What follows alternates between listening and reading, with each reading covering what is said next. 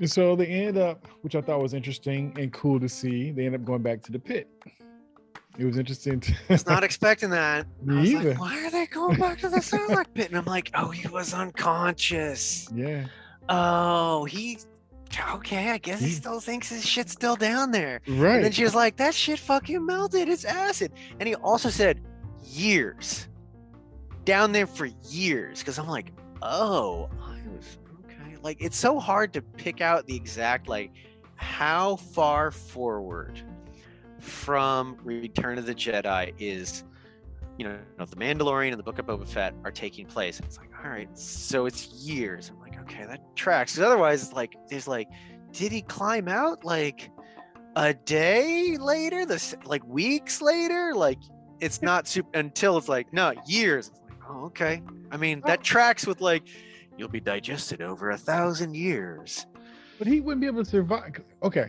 So when he said it's really weak acid. I didn't know he said I didn't know he said years. I thought he was he was commenting to what his armor was made out of.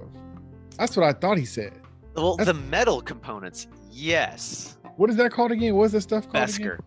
Okay, so they didn't say that for sure. Beskar. Beskar, I think is how it's pronounced. But that was a whole thing in Mandalorian where like he's trying to get the full proper Beskar Mandalorian armor, and he was just gonna get a shoulder plate, and then he gets a whole bunch of it, and he gets the full outfit. So now stuff's like ping, ping, ping bouncing off of him. Yeah, so I thought he's referring to so I didn't understand that he said years. I thought he's referring to what his armor was made out of, and that's why it would survive. Yeah. So if he was in there for years, what was he eat? Like, how can he survive for years? He came out. He don't came out. Ask those questions. He came out pretty thick. If he was in there for years. It's one thing. It's one thing to be like, you will be digested over thousands of years, but it's another thing to be like, it will also sustain you while you're being digested, and you won't. Don't ask too many questions. Don't. Sneaky suspicion. You'll find out the answer, and next time we talk, then we'll have that discussion. But that hit me. It hit me odd yet curious. Right. Let's say that. Who's feeding him down there? Right. He can even get his helmet off. He can barely get his arm up. This is like putting him in a weird hibernation thing. And then he wouldn't have waited a year before using his torch on his hand. You know what I mean? Like, he would have used that early. Why did he wake up at all? Like, yeah, we gotta revisit that part. Because originally I thought it was like, oh, he gets knocked out. Right. He wakes up, later the same day, or something. And it's like, oh, I need to get the thing from the stormtrooper. Take the oxygen. Okay, now I'm awake. Flamethrower. Boom, I'm out of here. Like, whatever it was. Yeah. Like, years later. Like, okay. Yeah, we gotta verify. Hand wave. Yeah. But he survived. He went back looking for something that wasn't there, and we knew it wasn't there because we know where his armor was because of the Mandalorian. Right. So it's kind of interesting. I think it's kind of fun the way it was done, because we do sometimes have shows where we know more information than the character, especially if it's like an origin story. So we are always ahead of the character. But I like that. I just realized. What's that? Sorry, so there's the trope of the idiot ball, where you have to get a character to do the plot thing that you want to happen, which in this case was fly Slave One too close to the Sarlacc pit. You have to hand them the idiot ball where they're temporarily stupid, right? This came out of like Buffy the Vampire Slayer, right? As a trope, where it's like, why would someone do that thing? Like, they know from 3 episodes ago, like they should, right? So they get past the idiot ball. Why are they using a giant ship to fly face first into the Sarlacc pit when it's like, hey, if you hover or land way off to the side, I've got this little thing that we just used to attack Jabba's palace. It's a tiny little probe, and it can fly down in there, and it's just like, oh, but then the exciting scene wouldn't have happened. Right. Or after that jump scare and the thing is still alive. Even to the fact that they had to use, even the fact that they got to the point where they, actually climbed down there, why would you try to, the ship didn't even have a light. So they're just looking out, and Fennec is kind of looking at him like, we can't even see anything. What are you doing? Right. Like, you know, like you losing some cool points for that. It's kind of like, you should know better. Right. And then they had it where, well, it's also so close to the ground, the guns actually can't track onto it. Right. And all it's like, you know, they wrote themselves intentionally into a corner. Right. Right. Where she had to save them in a cool Which, way. his comment at the end, like, don't press my buttons. Right. Which, hilarious double entendre. But Right. he has a valid point, because I don't know if she knew what the button did. It was just flashing. Like, there's no like, I'm gonna release the blah blah blah. What was that exactly? Because at first I thought it was like the power source, but so then I had to explain this to my wife too, because because I don't even know if she saw the prequels. She doesn't remember most movies. So his dad used the sonic charge or seismic charge when he was fighting Obi-Wan Kenobi. Right, so it's Attack of the Clones. Obi-Wan's doing the whole, I'm playing detective. I'm tracking down this Jango Fett character. Right. And so he puts a tracker on his ship and he follows him to like the asteroid field above Geonosa. And of course, Jango Fett's waiting for him. Mm-hmm. And so what he does is he drops a seismic charge and it blows up a bunch of asteroids. And it's really fucking dope because it blows up quiet and then makes noise. And like, anyway, so I was like, oh shit, when she like pressed the button and one of those came out, I was like, oh fuck, because I knew what it was. It's a big fucking, you know, bomb basically.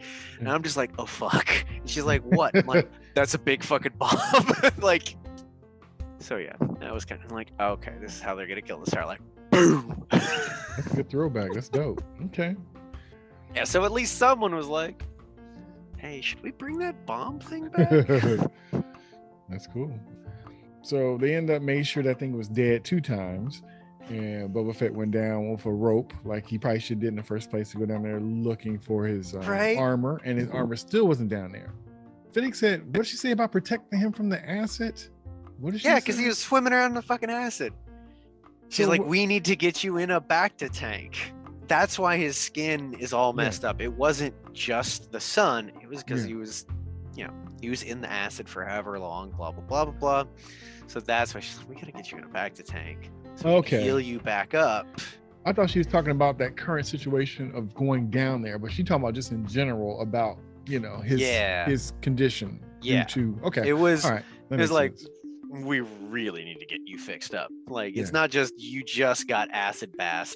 Like, you've got some things that need to be fixed. And the thing about the tank too, which I didn't really realize, I thought since we've been watching this show, he's been getting his butt kicked. So I've been thinking he's going to that tank because of his daily ass whooping he was getting, not the fact that he was healing from his original scars. Yes. You know, so that's what I thought, because even when one of his minions, he got bit and got hurt when he was fighting a Wookiee. Oh, right. And he said, put him in a tank. So I just thought that if you have a rougher than normal day, you go in that pod to kind of get healed up so you could be ready for tomorrow.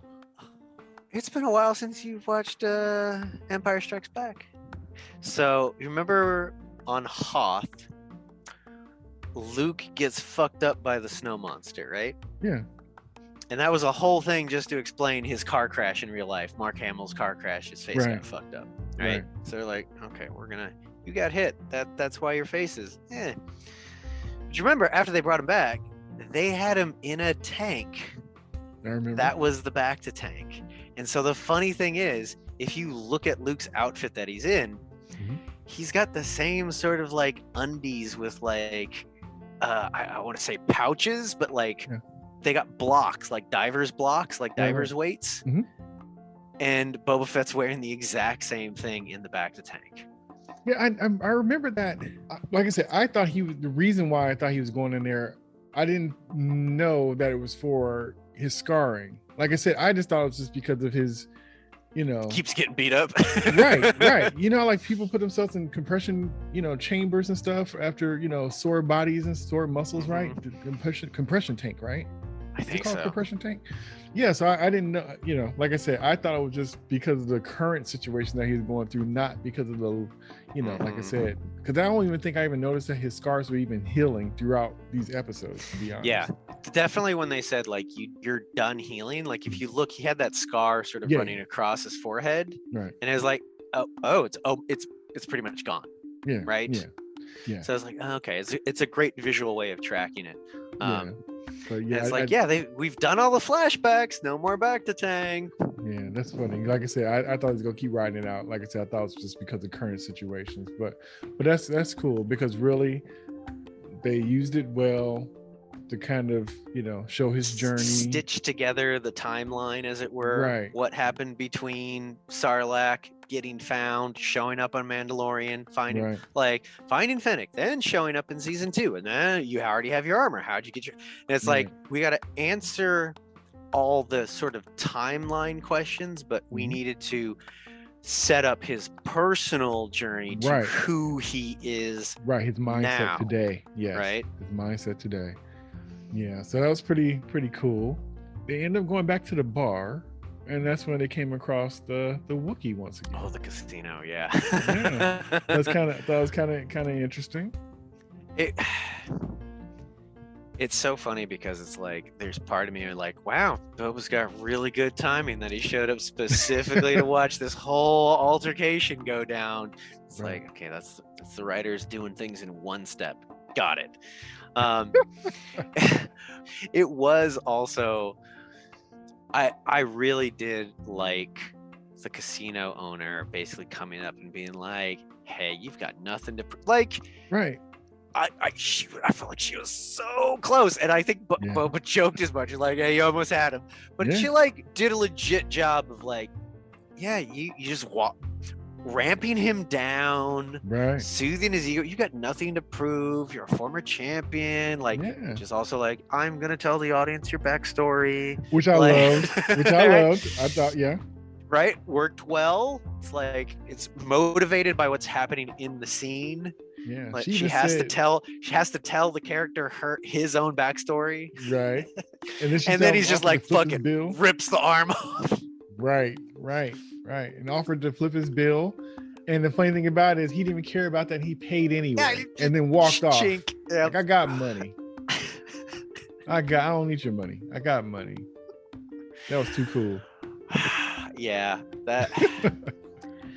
And again, for one of those things of like avoiding like fan theories, because there's like, oh, what's the secret backstory to like the Wookiee and the Transdotians? And it's like, I don't care. Just wait for the show to tell me. Like, like I've probably seen 4 or 5 like fan theories. I'm like, I don't care. I don't. Nope. Also, there's a level of like, well, the lore, there's possibly this and that. And I'm like, I don't care, because like we don't even know what parts of the lore are gonna get pulled in or not. Like my whole like, ooh, the Wookiees have claws, but they don't use them. Like, yeah, that's true. And I just don't need to go down the speculation rabbit hole of doom.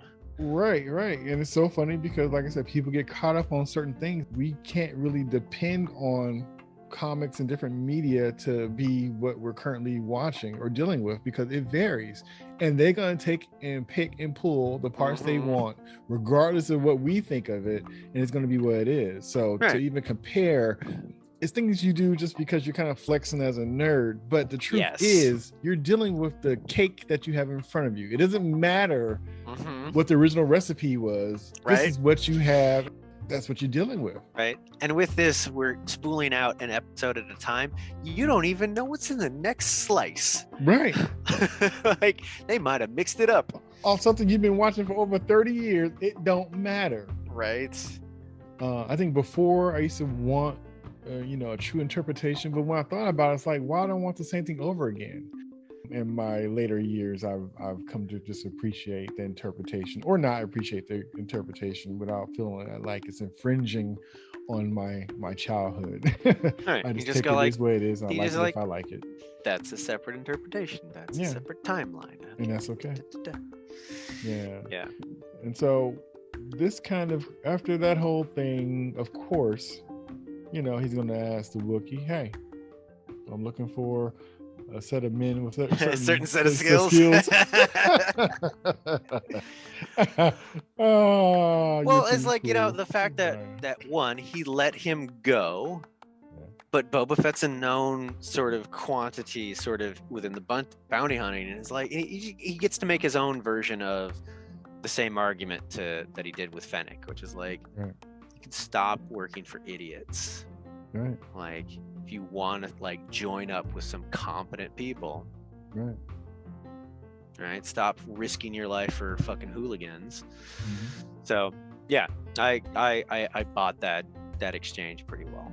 Yeah. And it was kind of earned too, because he kind of see what kind of guy he's dealing with. Because he not only, you know, because he could have threatened him or whatever, he could have killed him or whatever, but instead, you know, he let him live to see another day, and in the day where their paths crossed again, he already knows what he's dealing with. The Wookiee does. As far as like, if I join him, I know he shows loyalty, that he's a thinker, all that stuff. So when he sees him again, he's seeing him for who he is, or a better understanding of who he is. Right. So, you know, so I was joking about how Boba Fett just had really good timing, Mhm. right? Because it seemed like he was there to find the Wookiee, right? Just like he was there to find the Hutts last time. Right. And it's like, but he was sent there, but still. Timing. I'm trying to remember. Did someone tip him off that the Wookiee was there? Well, yeah, the guy was saying, the mayor was telling him, like, you know, you might want to go back to the, you know, the cantina, because they might have, you know, more information. But still, that doesn't mean when the Hutts were going to show up there, because he went back. Oh yeah, no, that was way earlier. Because all that would have made me happy is as Boba Fett is walking up to the casino, one of his street gang kids is like, the Wookiee's still inside. All he had to say is like, I found him, I called you down here. And it's like, cool, we understand that Boba Fett is coming here specifically for the Wookiee, and we know how he knows that he's there. Like, it's this toss away line, right? Oh, and the guy with the eyepiece could be like, I see him. He's like, say, I see him. He said, where are you? I'm sitting right next to him. Right. I'm standing 2 feet from him. He's right here. It's right here. Now he's wondering why I'm talking out loud. Come quick. He heard me. He heard me. Come quick. Oh man, there's so many funny ways of playing that scene, where it's just Boba Fett walking down the street, right, coming up to the casino, and he's having the conversation, and you just hear the conversation from inside his helmet, and you slowly like hear Cyber Eye being like, oh no, he's still, oh shit, oh no, he's coming towards me. I'm like, and you just hear this whole panicked exchange until like Boba Fett walks in, and you know, it's a totally different scene, but that could be done to great comedic effect. For sure. Like I said, he sticks pretty close to see stuff, so that would be fun if he was sitting right next to him. Right? If they lean into him being the one that is around town spotting stuff, I'm like, that would be solid move. But not so close distance. Like I said, you got the cybernetic eye, and you are in the crowd. Like, the people are bumping into you, talking about they're here. I'm like, right? Like, they just needed a shot of him like 2 blocks away. Like, in the landing site's not near a bunch of, it didn't seem super near buildings. He'd just been like down a fucking side alley, peeking his head out, being like, yep, I'm zooming in, like, boop, boop, boop, boop, boop, counting 1, 2, 3, 4, 5, 6. Right, even though they wouldn't have known, granted, they wouldn't have known him to be working with Boba Fett, so they wouldn't have known. But still, even so, you got that eye, dude. Why are you close to anything? Right. Like, I just thought it was just funny, but you know. Silly stuff. And so we circle back to what you mentioned earlier about Boba Fett sitting with the syndicate, and everybody, all the houses are kind of gathered together, and it's like that, you know, like mob boss talking to the other mob bosses about what we're gonna do to get. And this it was so funny right. because when they start that scene, I was like, wow, something's off, like this table, like in that place, and it didn't click. I'm like, it's over the Rancor pit. It's like, that's why it didn't fit in my head. Yeah, the Rancor's like, hello. At the part when they threaten him, talking about, so what are you gonna do about it if you don't have the numbers? So what are you gonna do about it if we just turn around and killed you? Right. And I feel like, that's the thing. It's like either they needed just a quick shot of Danny Trejo from down below, like going, like, because he prodded the Rancor to do it, or even just Fennec just like tapping the table, like something to like a signal being given of like, because that's the only intimidation move they played. And if it was just the Rancor random being like, I'm hungry, Dad, like it doesn't. Yeah, it's the intentionality. It's the same thing of like, how did you find the Wookiee? Like, oh, my guy spotted him. Like a thing, not just the Rancor randomly does a thing. Yeah, right. This show has a lot of things just happening, just like some stuff. Like I said, that's why I'd be kind of surprised when they do kind of lean in or give you a little insight on something. I'm like, that's pretty cool that they did that. But also, do more of that. But also it's the medium that it's in, and so a lot of times it's so much. Most shows are built on shorthand and skipping a whole bunch of stuff, and not seeing how long it took them to get from place to place. You just wipe screens and shorthand with conversation, knowing people, like you said, somebody else explaining their history in front of them so we could hear it. So in that world, I understand, but then also when they do find ways to make it stick the landing really cool, you really do appreciate it. Yeah, because it doesn't happen enough, at least in most things. Right. When it's done really well, you're like, oh, right, they got all that information across. I didn't even track it. So, and that wraps up both episodes. So, you have any thoughts about what you think that's coming up, or you have any anything you think that's going to come up for the next episode, or what you're looking forward to, what you would like to see? Well, the interesting thing is sort of like narratively now, like we've wrapped up all the back to tank, so presumably all the flashback stuff is done. Right. We're up to speed in the current narrative. Mm-hmm. The last thing sort of Fennec sort of ends out the episode with is credits can buy muscle. So their army, should they need one, okay, and they have a treasury, job as treasury or whatever. But there's we don't know enough about the Pike Syndicate, their numbers, what they're going to do. Are they going to attack Jabba's palace, which is outside of Mos Espa, or are they going to attack Mos Espa? If they're going to attack Mos Espa, then the three families would immediately get it. We don't know what either side's win condition is, aside from be in control, but we don't know how they're going to do that. Right. So I really don't know what direction they're going to take it. I do also want to see more of what does the role of water seem to play in the Pike Syndicate with Tatooine and everything else. Because going back to Peel, Mr. Watermonger, Boba was like, no, you're going to cut your fucking prices now. Right? Which that's probably going to have consequences for Boba as well. There's Peel as an individual can't really do much, but there's a whole industry apparently of overcharging for water, and that's going to upset those established water crooks or water barons. Mm-hmm. And Boba's probably going to be like, no, you got to put reasonable prices, because as someone who just survived in the desert, I understand the importance of water. Right? So that'll be interesting to see sort of just the whole role of water on Tatooine and what effect, Boba, because he's gonna win. Let's be honest, he's gonna win, right? The whole thing is just how, at what cost, right? And what will be his mark on the environment in the situation? Right. And how big can it be? Because we are messing with a set history. In a way. Well, no, not really, huh? No, because that's the thing. True. It's after Return of the Jedi. It's years later. It's not going to interfere with Mandalorian because it's on the same timeline as Mandalorian. Yeah. Tatooine had no effect on the sequels. So who knows what they do with it? I mean, I don't think it's the only. Oh, that's the other thing. Darth Maul's dead. That's the thing I was just remembering. So I was, saying, oh, it's going to be Darth Maul's syndicate. And I was like, wait a minute. No. Because if you go off of Rebels, which Dave Filoni wrote, Darth Maul comes to Tatooine because he's got his grudge against Obi-Wan, and he comes looking specifically to kill Obi-Wan. I've only seen this like once or twice, and I think he can basically see the Lars farmstead way off in the distance, and he's like, oh, you're here protecting someone. He's like, ooh, something I can destroy that will upset you. And then it's like Obi-Wan's like, all right, fucking game on.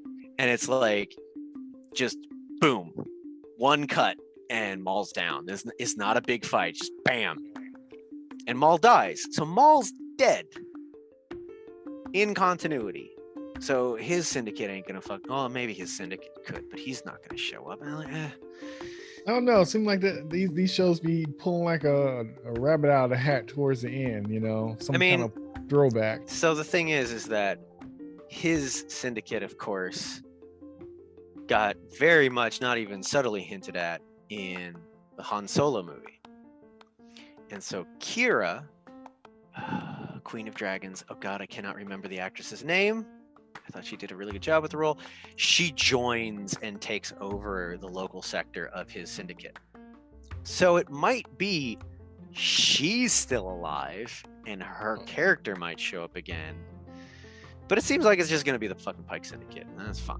Let's do a new thing, right? I've never even seen these fish people before, so yeah. Oh, really? Yeah, no, I haven't seen them. The what was it? The Aqualish that were at the captain's meeting. The dog people, which I've seen them a few times in like, you know, the Star Wars role-playing game books, and I was like, I don't remember those guys. But yep, they're something from the continuity. I just don't remember what they're called.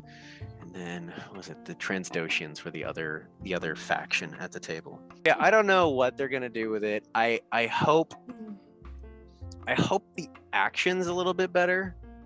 Like again, the car chase, right. The train chase, if it's on par with that, cool. That was good. I thought the Jabba Palace thing, that was not bad. I think the other fun bit that comes to mind when they had the flashback to Fennec and Boba after she's been cyborged up and they're having their little chat at the fire. That was like, oh, okay, they're using the fully immersive digital environment where they're actually projecting like it's giant, you know, not green screens, but you know, literally a wraparound dome of LEDs. And I was like, I could kind of see the physical space with the fire, and the background just didn't quite match where they had a ship in the background and stuff. But I was like, still fucking dope. And the fact that they can do that on a whole thing on a soundstage, and they don't have to go back in with green screen and blue screen later. And it makes it quicker, so they can spit out these episodes much faster, less right. time and you know, behind the scenes. Right. They just got to do their prep work properly. Right. But yeah. I don't know. What are you looking for out of like the sort of the rest of the season? You know what, with this show, when I saw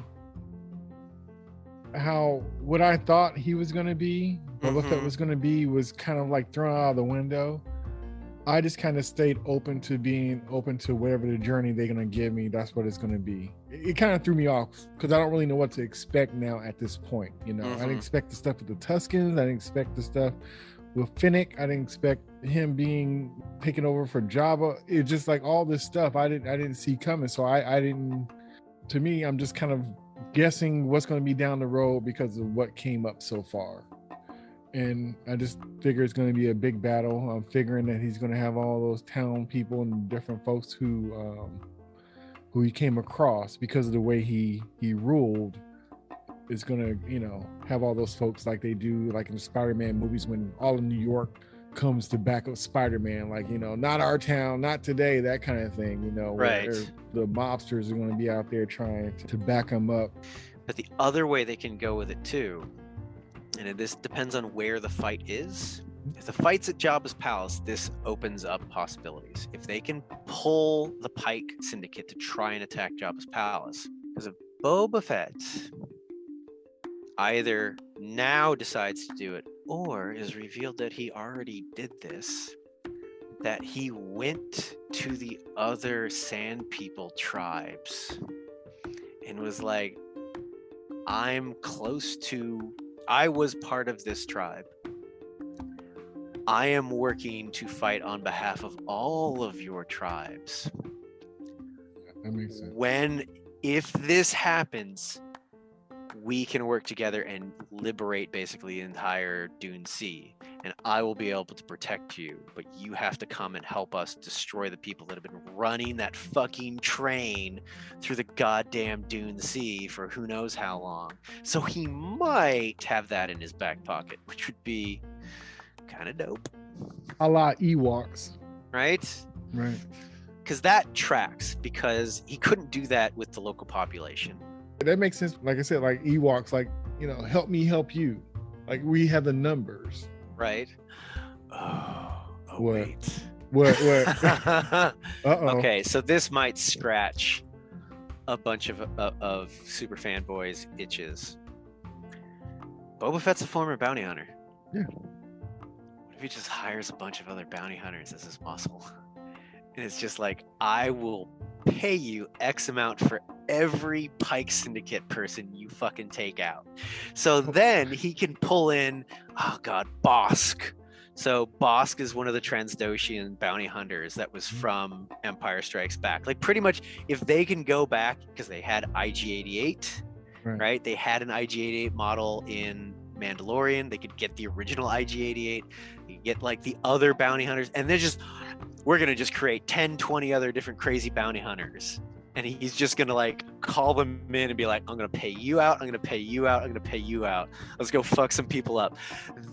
People would lose their fucking minds. Dude, I got chills. The first thing I thought of, who do you got? I got thousands of men. So what do you do? What do you do? I'm a farmer. What do you do? I'm a baker, blah, blah, blah. And he said, 300, what do you do? They're like, right? Like, that's all they do is fight. My 300 versus your thousands means nothing. All we do is fight. All we are warriors. Oh. Yeah. Oh. Yeah, that could be a fucking dope moment. Yeah, I like that. I like that. Yeah. There was also a thing where the lead actor was posting online because someone sent him a thing, because again, Boba Fett's a clone of Jango Fett, and the entire clone army are clones of Jango Fett, and he played all of them, and he voiced all of them through like the Clone Wars and Rebels, and there's episodes of Rebels where they run into old clones. They run into some of the clones that used to run with Anakin Skywalker, right? Whoa. And they're all hanging out together, and they're all old and stuff, and it's like, so he could play all those characters too if they're kicking around. And he's like, I sure as hell would not say no. I mean, he's played as a voice actor, he's played those characters already. I don't think he's gonna be like, I'm gonna call on the clone troopers or some shit like that. No, but anything's possible. And think about it, they probably have their helmets on for the most part. They'll just have the one for the reveals just to kind of show what's up. Right. But for the most part, they're gonna be, have their helmets on. Oh man, yeah. You got me excited. Yeah. Quite possible. Yeah. That'll be And dope. the funny thing is they would technically be older than him. Wow. Because they got aged up to adulthood. They were basically his dad's age. Right, that's right. So anyway, that's a whole funny aside where he's like, sure, I'll play other characters. Cool, give me more money. Right. Yeah, okay, I like this bounty hunter army. I think that'd be dope. And fitting. Because it's within who they already have. And it's geeky enough, sideways thinking enough to be like, how can we make a feast out of this one loaf of bread? And that's smart. Right. We got the technology, we got the actor, and people will be excited about the same thing. We're reselling you the same thing, and you looking at it like it's brand new. Oh yeah. Here's another interesting thing that they could go with, this sort of like Boba Fett being a former bounty hunter and presumably having connections, is outside of all the books and stuff, we don't really know how the bounty hunter guilds work. I was about to say, yeah, you never really heard of him really having a guild. And the only thing that kind of came up about that was like in the Mandalorian. And even that was a little bit different. It almost seemed like the Old West, where everybody's just kind of out for themselves. So it would be interesting. We don't know if because would he have called him in already, or he wouldn't really worry about him until, because he needed other folks for a long time. Like he's getting kids and he's getting he didn't even know that he needed stuff. an army, right? He just thought, he's like, I'm gonna take over Jabba's place. Right, he just found the throne. So we'll see. I don't know. He's gonna have to put out the call. Like, we can't mess this up with logic. Let's just stick with what you said. Let's roll with that. Just gonna hand wave. Right. Let's don't mucky this up with. I could buy him thinking I might need the Sand People's assistance at some point. So I will build that bridge in case I need it. But I don't think he was like, no, I'm gonna need a fucking army. Like, I need real heavy hitters. Oh man, if they do that, it's gonna be so fucking dope. Because they're just gonna come out of the woodwork, and they're probably gonna. So you remember in The Mandalorian, he finally gets his armor back, right? And he basically comes into that fight with all those fucking stormtroopers, and you can, even though this is online, it's the equivalent of like a big scene in a movie when like Captain America picks up the hammer, like, and everyone's just like, oh shit, because that was the moment for fans, like, this is the first time Boba Fett's back, and he just wrecked shop with those stormtroopers, and you're effectively gonna have like 20 other versions of that and their own unique flavors of just wrecking shop. It could be chef's kiss. I got my fingers crossed. Let's hope that I hope I'm not getting your expectations up. Let's just hope that they have to have something like that. They have to. Well, the other thing too is he has Slave One as well. Yeah. Like he has a ship. What he did to that speeder bike gang, if the other side is not bringing similar firepower to him, like, it changes the whole game from like, it's a ground game to like, no, it's an air game now and a ground game, and who knows what other thing is going to come into play. Right. So it could get delightfully complicated. So you mentioned that Slave One ship. So we have to have this conversation later. We were going to talk about this before. You saying that reminded me we still have to have a conversation about that ship, the ship name, the controversy, and blah, blah, blah. Oh, right. So that's going to be an interesting conversation. So, yeah, look forward to that. I like how the lead, even months ago, was like, it's fucking called Slave One. Like, he was not a nice person. Like, he didn't name his ship Justice for All. But technically the clones were slaves, so it almost lines up with all the rest of that stuff. But anyway, it's funny how certain things is just there for innocent and for play and for all this other kind of stuff. There's plenty of things that's used messed up the wrong way, to be used as a weapon, to be used as a slight. But there's a lot of stuff that's just innocent, and it's only funky when you try to twist it into being something funky. Well, here's the other fun thing that came out recently. There was like a footage of George Lucas talking about Boba Fett back in the day, and he was just like a side baddie. Like, he wasn't meant, they didn't think like, oh shit, this guy's gonna be fucking dope and everyone's gonna be all about him. It's like they accidentally created, I wouldn't say they created it, because like, this is sort of a classic trope of the silent badass, and they should have had a hint he was going to be super popular, but they didn't have any plans for him. And even George was like, yeah, we kind of did him dirty, killing him in the way we did in Empire, like Return of the Jedi. I was like, but hey. Because I remember them saying, like, he didn't come out the way that George really wanted him, so he wasn't really tripping about what happened to him. Because the mystery allows you to fill in as much potential and allows you to step into the role. Right? Because you're like, oh, no one knows his mysterious past. I have a mysterious past. Yes, I can be Mr. Badass. Right. And it's the perfect blank slate for people to project themselves onto. Right. But yeah, so I guess that wraps up our conversation about Chapter 3 and Chapter 4 of Book of Boba Fett. Ryan, as usual, it was good catching up with you. Always enjoy your insight and your theories with the dangerous knowledge that you have. With others, it's just an opinion, but with you, it's almost future telling at times. So. Oh, the nerdy shenanigans. Hey, I love it. really want to see them for a season or two keep the different shows separate. Right? Like they brought in Boba Fett so he could go off. They brought in Ahsoka so that she could go off, right? They use Mandalorian to launch these other shows. Now keep them separate for a while, like a full season at least for all of them, and then you can start having them cross over again, right? Let them time to breathe on their own, right? They're gonna have to sort of give space for that. Right on, man. So I've been Jay, and he's been nerdy Ryan.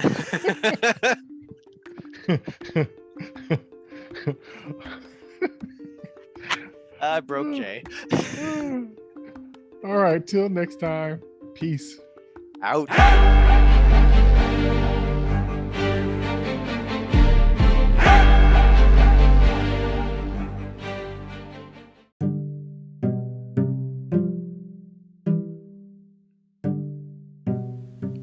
Hey, this is Jay, and I hope you're enjoying the conversation so far. I just want to let you know that this conversation is part of a larger conversation that continues on the next episode. Thanks for listening.